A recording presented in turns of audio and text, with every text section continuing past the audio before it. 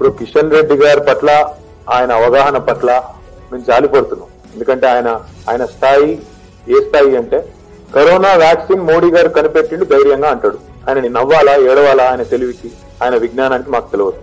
అదేవిధంగా కిషన్ రెడ్డి గారు కేంద్ర మంత్రిగా ఆయన సాధించిన అతిపెద్ద పథకం ఏందయ్యా అంటే కేసీఆర్ గారేమో ప్రపంచంలో అతిపెద్ద లిఫ్ట్ ఇరిగేషన్ ప్రాజెక్టు కాళేశ్వరం, భారతదేశం గర్వపడే ప్రాజెక్టు, భారతీయులు గర్వపడే ప్రాజెక్టు కేసీఆర్ కట్టింది. కిషన్ రెడ్డి కేంద్ర మంత్రిగా సాధించిన అతిపెద్దది ఏంటంటే కేసీఆర్ అతిపెద్ద లిఫ్ట్ కట్టిండు కదా, లిఫ్ట్ ఇరిగేషన్ ప్రాజెక్టు కట్టిండు కదా. నేను సీతాఫల్ మండిలో 4 ప్యాసింజర్ లిఫ్ట్లు పెట్టిన రైల్వే స్టేషన్లు అని చెప్పి కిషన్ రెడ్డి గది ఆయన స్థాయి. ఆయనకు కేసీఆర్ మీద మాట్లాడే స్థాయి కానీ ఇంకోటి కానీ లేదు. కిషన్ రెడ్డి గారికి దమ్ముంటే, ఆయన ప్రభుత్వానికి దమ్ముంటే, మోడీ గారికి దమ్ముంటే తెలంగాణకు ఏమిచ్చిందో చెప్పి ఓటు అడగండి. మునుగోడు ఎన్నికల్లో తెలంగాణకు ఇచ్చిందేందో చెప్పి ఓటు అడగండి దమ్ముంటే. కేసీఆర్ ను బొంద పెడతాం, కేసీఆర్ ను జైల్లో పెడతాం అనే చిల్లర మాటలు, చిల్లర వల్లర ప్రచారాలు కాదు.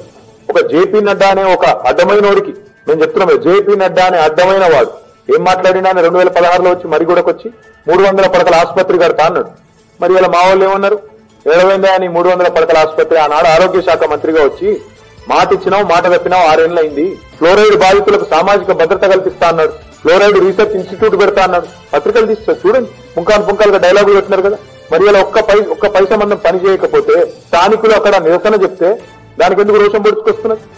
ఈ ఎన్నికల్లో రాజగోపాల్ రెడ్డి గాని, కిషన్ రెడ్డి గాని, బండి సంజయ్ గాని, మరో సన్నాసి గాని ధైర్యం ఉంటే చెప్పి ఓటు అడగండి. నీ బీజేపీ తెలంగాణకు చేసిన ఒక్క పని చెప్పు, ఫలానా పని చేసినాం కాబట్టి ఓటేయండి అని అడుగు.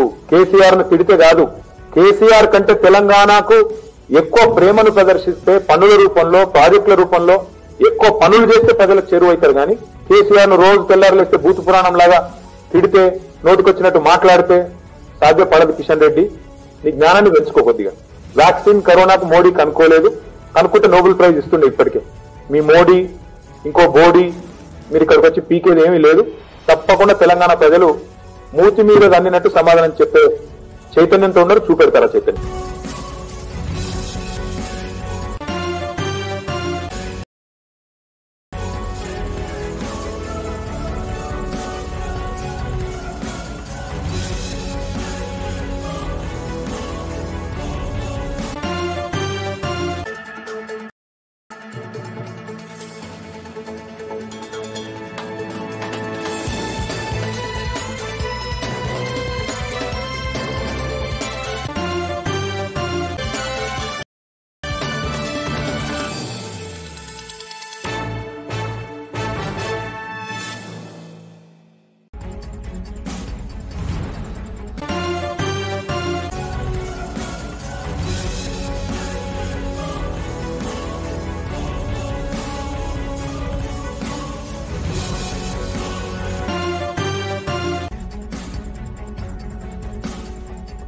ఓటేస్తావమ్మా?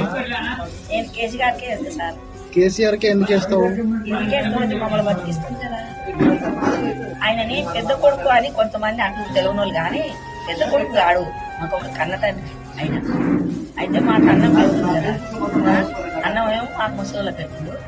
పెండ్లయ్యే పిల్లలకేమో కళ్యాణ పథకం ఇస్తుంది, బీదలకేమో రైతు బంధు ఇస్తుండ్రు. వాళ్ళు కూడా చేసుకొని బతుకుతుండ్రు. చిలకలు ఇట్లా చిన్న పిల్లలు, పాపలు పుట్టిన పిల్లలకి ఏం చేస్తుండ్రు, తొట్టెలు ఇస్తుండ్రు. తెల్ల తల్లికి సీజలు పంపిస్తుండ్రు, గుడ్లు, పిండి అన్ని పంపిస్తుండ్రు.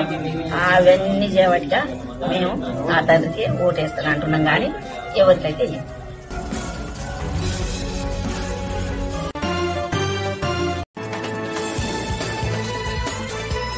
కేసీఆర్ 30 రూపాయల కాడ నుంచి 200 పింఛన్ కాడ నుంచి 2000 పింఛన్ ఇస్తున్నాడు. చిలకలకు కూడా రుణమాఫీ కూడా ఇస్తున్నాడు, రైతు బంధు కూడా ఇస్తున్నాడు. మరి నీళ్లు ముసలోళ్ళకు కూడా ఇంట్లోకి తెచ్చిచ్చిండు, నీళ్లు కూడా ఇస్తున్నాడు.